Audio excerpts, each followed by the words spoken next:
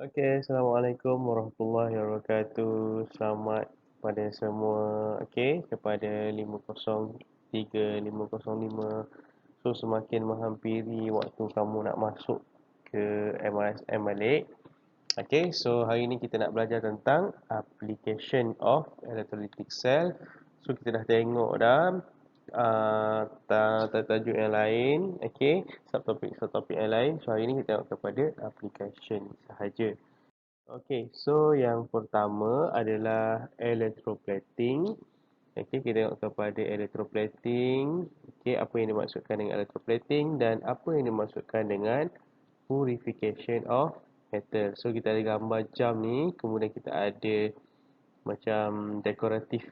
Okey, alat dekor lah. Okey, do you know that electroplating can also be conducted on the non-metal object? Okey, so non-object juga kita boleh electroplating dan purification. Okey, so apa yang kamu kena tahu kat sini adalah, okey, yang pertama adalah kita tengok, okay, the main application of electrolysis in industry are extraction of metal, plating metal and purification. Okey, so kita ada tiga Yang ni nombor satu, extraction. Nombor dua, electroplating. Nombor tiga, purification. Okey, itu yang dimaksudkan dengan application lah. Okey, kita ada tiga aplikasi kat sini. Okey, kemudian kita tengok kepada yang seterusnya. Okay, purification of metal through the electrolysis is intends to extract, okay, pure metal dengan from impure metal. So purification, purify lah. So datang perkataan purify. So kita ada satu metal impure, satu metal pure. So impure ni kita nak converted dia menjadi pure lah. Kita nak buang dia punya im tu. Im tu adalah kepada merujuk kepada dia punya impurities So benda asing yang mengganggu ketulinan sesuatu metal tersebut. Okay, so hari ni kita nak sentuh kepada electroplating dan purification sahaja. Okay, boleh guys? Setakat ni. Okay, so kita tengok kepada electroplating of metals. Okay, so yang pertama lah kita hari ni kita nak bincang electroplating dengan purification. Okay, first kita tengok, okay, object being electroplated as the cathode lah. Okay, so apa-apa saja objek mesti duduk di cathode. Okay, itu yang pertama dia punya rules dia yang kamu kena tahulah. Okay, yang kedua, okay, so kat sini objek. Okay, kemudian the electroplating method as the anode. Okay, so guys, so rapat saja kita kena tentukan yang mana satu anode dengan cathode lah. Kita ada J dengan K. Okay, so anode adalah electrode yang connected dengan positif kan. So kita tandakan dekat bateri ni positif, ni yang negatif. So yang ni akan jadi anode, yang ni akan jadi cathode. Okey, so rule dia nak apa? Objek mesti duduk di cathode. Kemudian the electroplating metal as the anode. Okey. So boleh guys Okey, so kita dah dapat dulu. Okey ya. So yang pertama, cikgu ulang baliklah. Okey, so the nak cathode mesti objek, second anode ni mesti electroplating metal lah. Okey. Apa kamu nak electroplate apa dia? Contoh kat sini contoh dia kalau kita ada satu kunci lah. Ini kunci. Kemudian kita nak electroplate. Kita nak cantikkan dia dengan metal silver. Kita nak silver. Kita nak salut dia dengan silver. So kat sini mesti silver dekat anode So bagi cikgu ingat satu je. Cathode tu adalah objek. Apa yang kita nak electroplate. Okey, kemudian kita tengok yang ketiga. Okay. So an aqueous solution containing the ions of the electrolyte. Okay. So dekat sini adalah yang dia gunakan copper to sulfate. Okey, macam mana kita nak tentukan guys? Okey. First kita tengok dekat anode ni. Anode dia pakai copper kan? Maksudnya dia nak salut objek ni dengan copper. Okey. So apa yang dia buat? Electrolyte ni mesti containing the ion of electrolyte. Okay, so kalau kita tengok metal dia. Okay, so dia nak electroplating metal dia copper. So apa-apa saja mesti ada copper lah. Copper tu sulfate boleh, sama ada copper tu nitrate pun boleh lah. Okay, yang penting mesti ada copper kat sini. Copper ion yang akan membantu nanti dalam proses electroplating. Okay, boleh setakat ni So ada 3 lah. So cathode dekat objek dekat cathode, kemudian anode tu electroplating metal, dan solution tu mesti ada ion. Ion apa yang digunakan lah untuk kita nak electroplate. Okay, for example, to electroplate an iron ring, okay, with copper, the copper anode ionized to become copper 2 ion.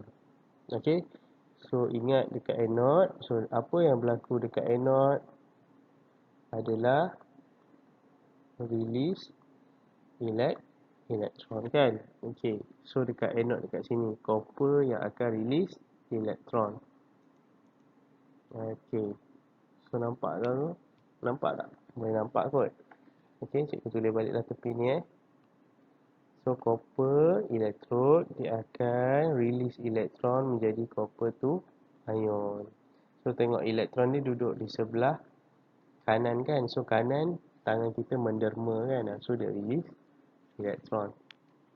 Okay, yang seterusnya. Okay, copper to ion move to the cathode, are discharged and deposited as a thin layer of copper on the iron ring. Okay, so kita tengok half equation dia. So copper to ion, okay, copper to ion yang dilepaskan dekat anode tadi, dia akan bergerak ke cathode, dan tengok dia punya elektron ni duduk di sebelah kiri kan. So maksudnya receive elektron. Okay, dia akan menjadi copper atom.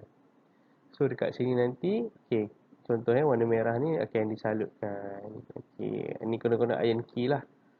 Alright, bukan warna sebenar. Okay, so dia pun coated lah dengan copper ni. So lebih nampak apa? Dia punya iron ring tadi tu lebih cantik. Okay, bila disalting dengan copper. So kita nampak lah kat sini ada thin layer of copper atom.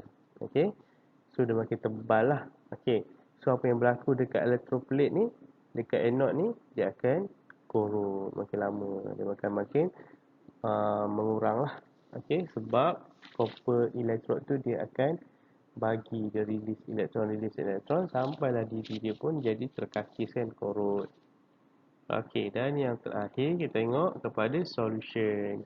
Okey, the blue copper to sulfate solution does not change because the concentration of copper to ion remain the same. Okey, ini melibatkan warna. Warna kamu kena tahu kita kena ingat balik tajuk SOP. Bila ada copper to ion, okey, ada copper to ion. Copper to ion ni memberikan berwarna biru kan. Okay, so dia kata tak berubah. Maksudnya selepas electroplate dengan sebelum electroplate dengan selepas electroplate, dia punya warna solution ni tetap berwarna biru.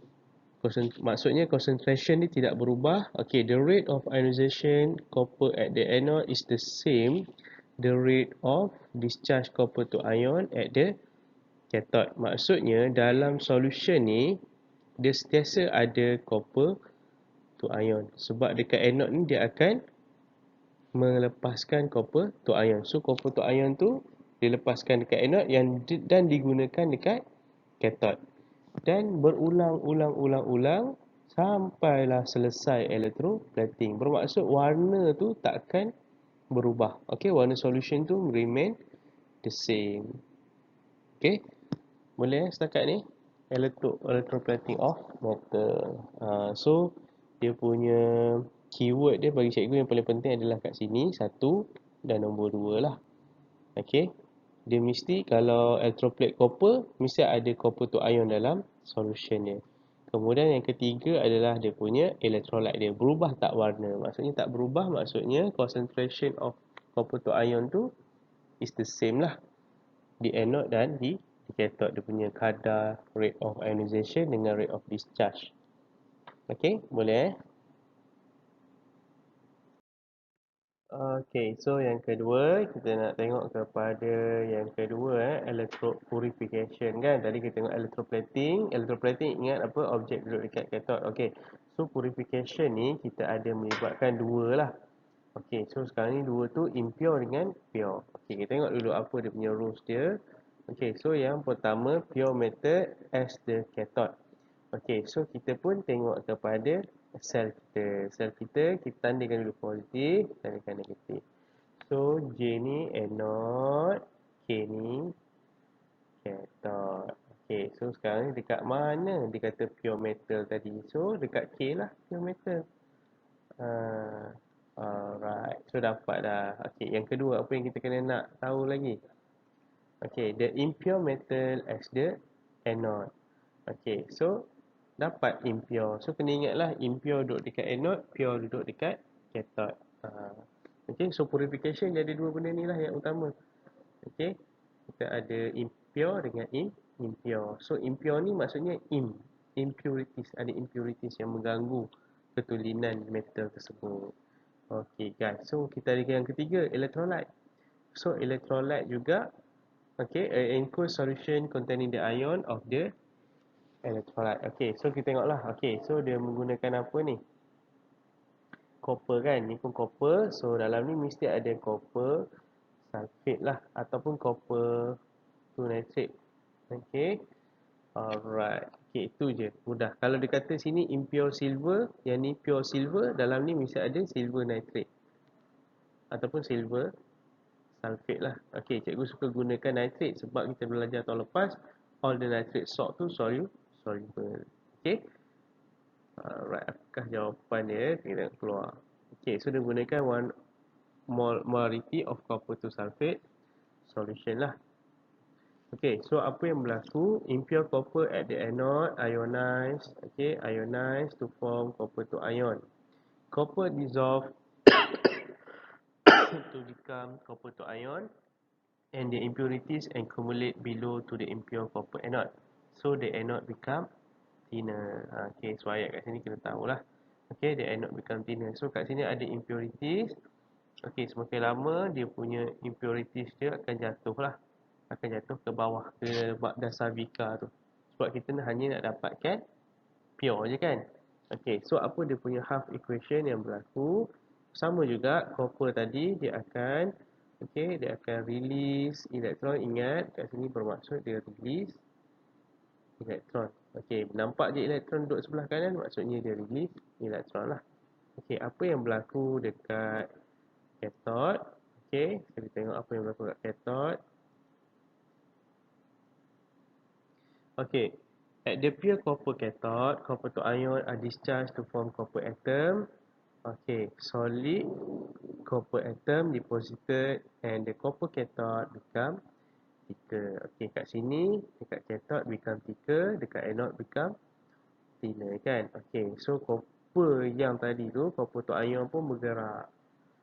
Okey, bergerak dia akan pergi dekat cathode. So dekat cathode dia akan discharge jadi copper. So dekat sini akan ada copper layer yang deposited dekat pure copper electrode dekat cathode ni. So dia akan tebal. Itu yang dikatakan electrode become thicker lah. Okey. So itu dia punya half equation. So diharap dua aplikasi ni kamu boleh master lah. Okey, boleh faham. Kemudian kamu kena tahulah dia punya rules dia. Kalau purification ni impure dia duduk sebelah anode, pure dia duduk di sebelah cathode. Electrolyte tu kena jaga elok. Okey, tengok apa electroplating metal ataupun apa impure kita yang kita gunakan. Okey. Boleh guys setakat ni. Saya harap korang boleh faham lah Okay guys, so kita tengok kepada eksperimen. Even though kamu tak buat lagi, tapi kita tengoklah secara general je dululah. Okay, so kita ada purification of metal by electrolysis. Okay, to study to purification, kita punya aims and then material kita ada Impure dengan pure. So ingat purification, ingat ada impure dengan impure. Okey, so prosedur kamu boleh baca ya. Okey, so dekat sini cuma cikgu nak kena ingatkan kamu bagaimana kita nak tentukan anode dengan cathode. Okey, kita dah belajar kan. Okey, kalau kat sini positif, kat sini negatif. So sini anode, sini cathode. Okey. So yang duduk dekat anode always impure. Yang duduk dekat cathode always pure. So digunakan apa ya? Copper, dua-dua copper. So solution dia mesti ada copper juga. So kita pilih solution dia copper to nitrate solution. Tengok dah ada warna biru. Okey. So apa kita punya observation dekat sini guys? Senang sahaja ya. So yang pertama kita tengok. Okey, kat anode apa yang berlaku dekat anode? Okey, so anode dia release elektron. Dekat cathode dia akan receive elektron. Okey, terang sangatlah. Okey, so apa observation dia? Observation ni mudah je guys. Kita tengok kepada elektrod dia kan. Mudah je. So kita tulis sahaja dia punya observation dia electrode become thinner kan. Okey. So dekat cathode electrode become thicker. Tu dia punya observation. Kita tengok elektrod tu. Okey. Yang kat anode tu dia akan semakin kecil. Dia berkurangan dia punya mass dia, berat dia. Tapi dekat cathode semakin bertambah. Okey, apa inference dia? Kenapa dia ni thinner? Okey, apa yang berlaku? Okey.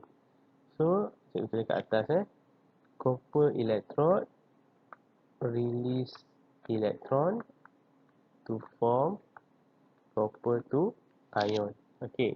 So, bila copper atom ni, okey, copper electrode dia akan release elektron, dia akan menghasilkan copper to ion.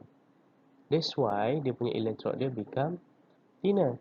Apa pula inference berlaku dekat cathode? Copper to ion tadi dia receive elektron to form copper atom.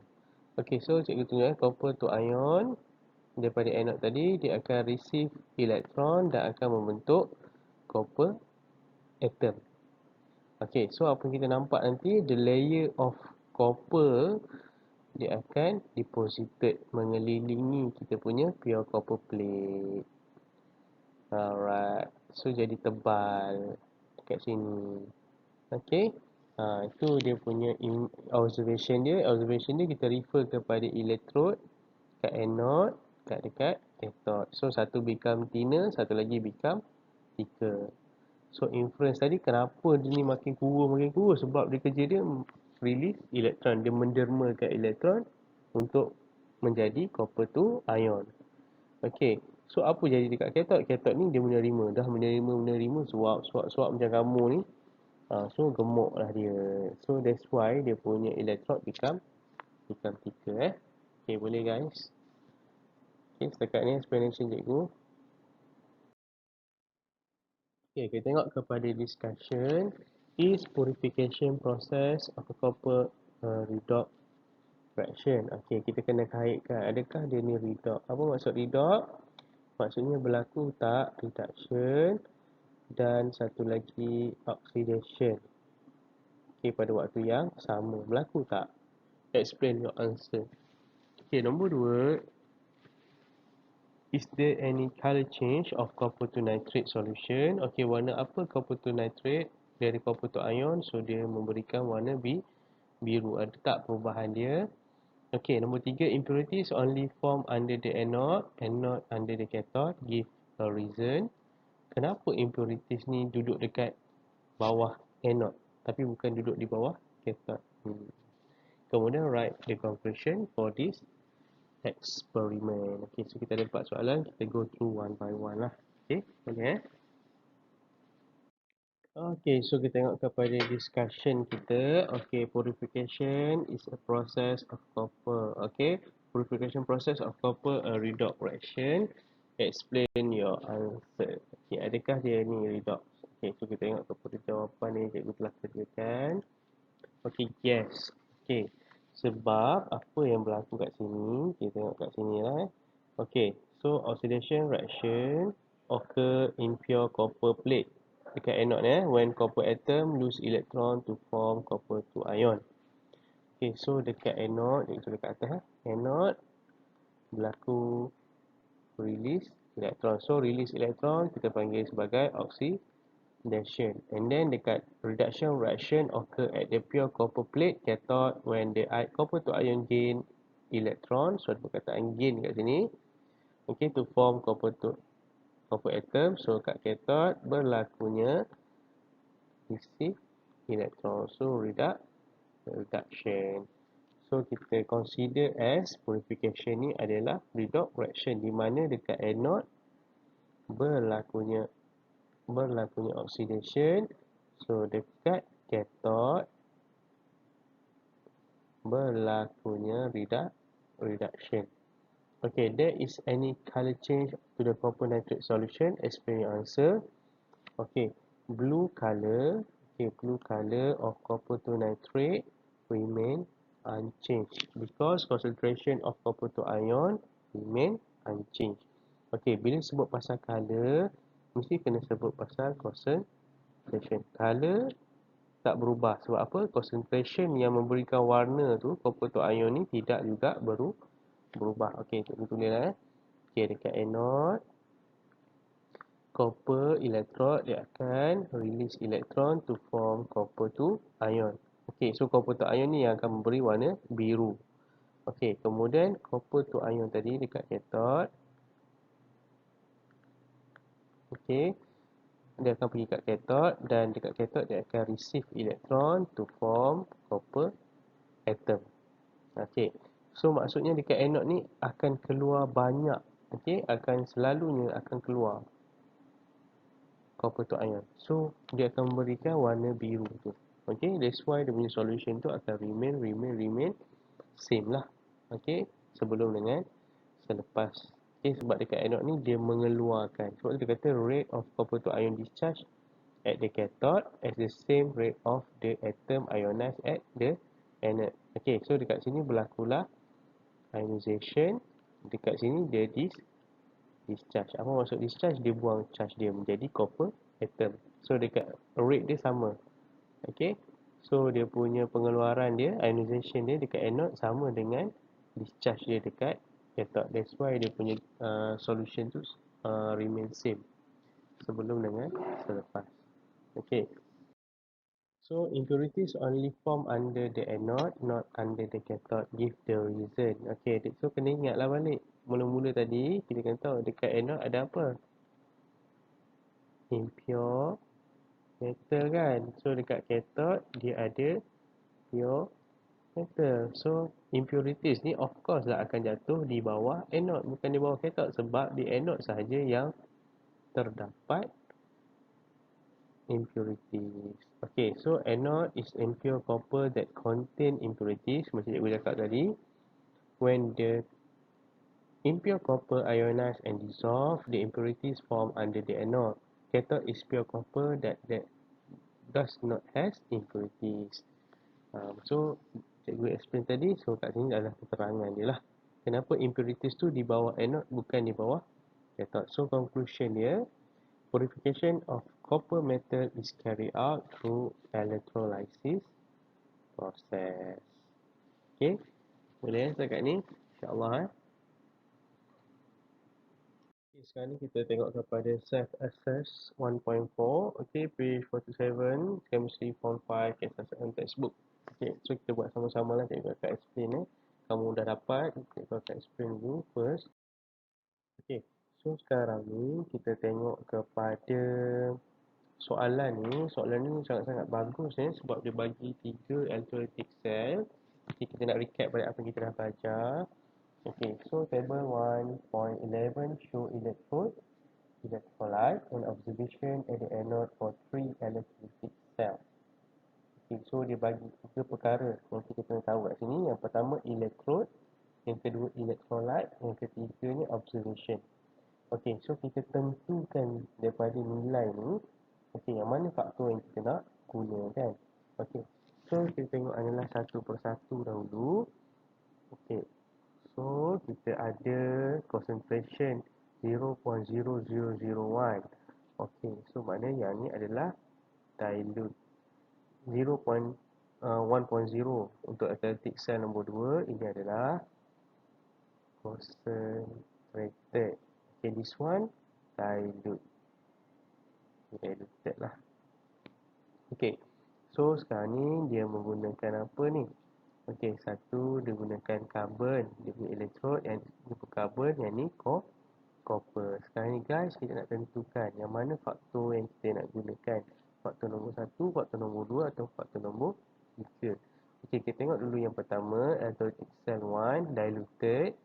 Apa-apa kita tengok dulu kepada elektrod. Okey, elektrod dia guna carbon dan dia diluted. So dia menggunakan faktor yang pertamalah, iaitu inert value. So dekat cathode dengan anode ni menggunakan inert value. Okey, kita tengok faktor apa yang digunakan dekat athletic cell nombor 2. So dia menggunakan carbon electrode. Kalau nampak carbon, dia possibility dia antara satu ataupun dua.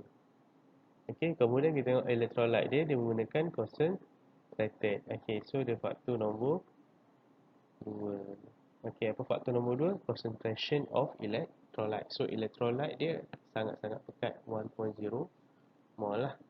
Okey, yang ketiga, kita tengok dulu elektrod. So nampak saja copper, automatik dia duduk dekat faktor nombor 3, type of electrode. Okey, boleh faham Okey, kita tengok kepada soalan pertama, name the anion. Okey, bila sebut anion, cikgu ulang balik Okey, kita sebut anion, ion negatif. Ni N ni negatif, dia akan pergi dekat anode.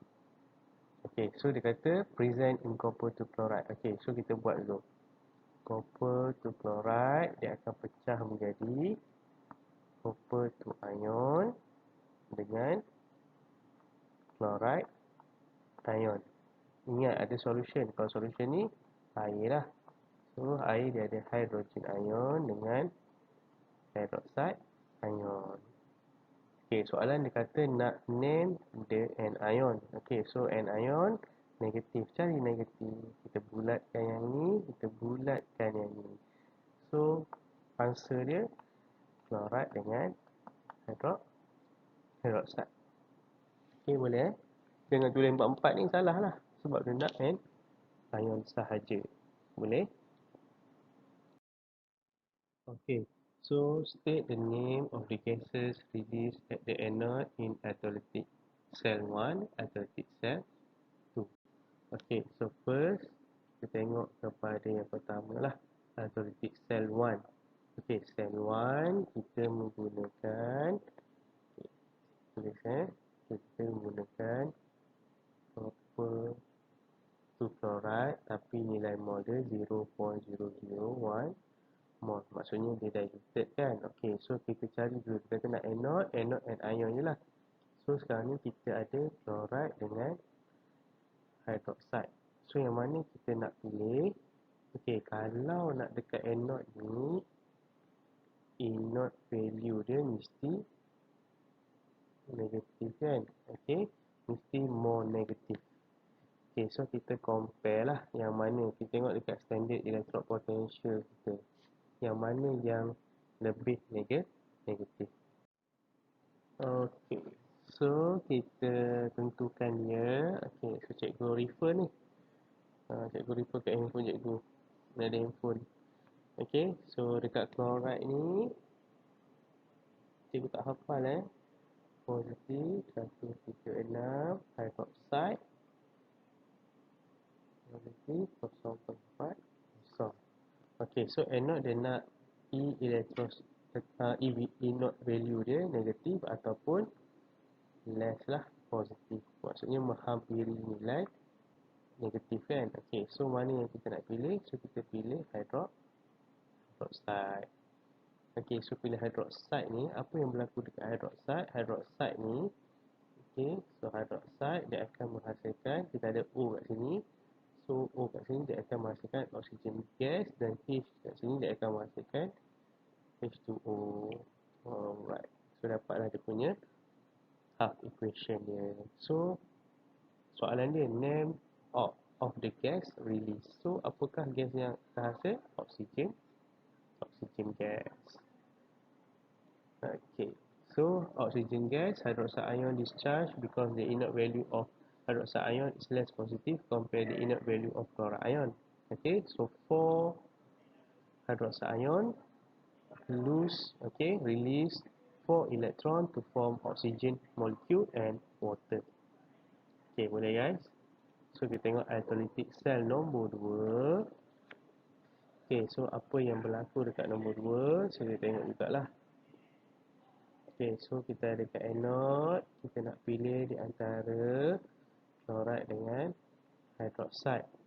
Okay, tapi hydrolytic cell nombor 2 ni dia menggunakan 1.0 mol. So sangat pekat. So bila sangat pekat, dia tak menggunakan faktor inert value, dia menggunakan concentration. So yang kita pilih, okay, kita tak boleh guna inert value.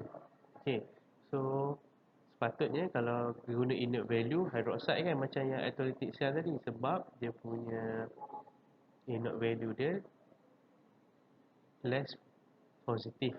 Tapi kita tak pilih dia. Kenapa tak pilih? Sebab dia sangat pekat kan. Okay, so kita pilih fluoride. Okay, so kita buatlah fluoride ion, dia akan release, dia akan discharge menjadi chlorine gas. Okay, so dapatlah dia punya half equation dia. Okay, so apa gas yang terhasil kat sini? Nama gas dia chlorine gas. Okay, boleh So itu perbezaan yang ketara lah di antara faktor nombor 1 dengan faktor nombor 2. So chlorine gas, second point, chloride ion is discharged because the concentration of chloride ion is higher than hydroxide ion. Okay, so dekat sini explanation yang cikgu nak kamu faham lah. Apa yang patut kamu kena tahu. Okay, masa hydrolytic cell 1 dia menggunakan diluted. Okay, bila diluted kita menggunakan inert value. Tapi bila dekat hydrolytic cell 2 kita menggunakan 1.0 mol, kita menggunakan outside concentration. So concentration of chloride ion is higher than hydroxide ion. So cikgu harap kau boleh faham Okey, soalan yang C1 pula, write half equation for the reaction occur at the anode for hydrolytic cell 3.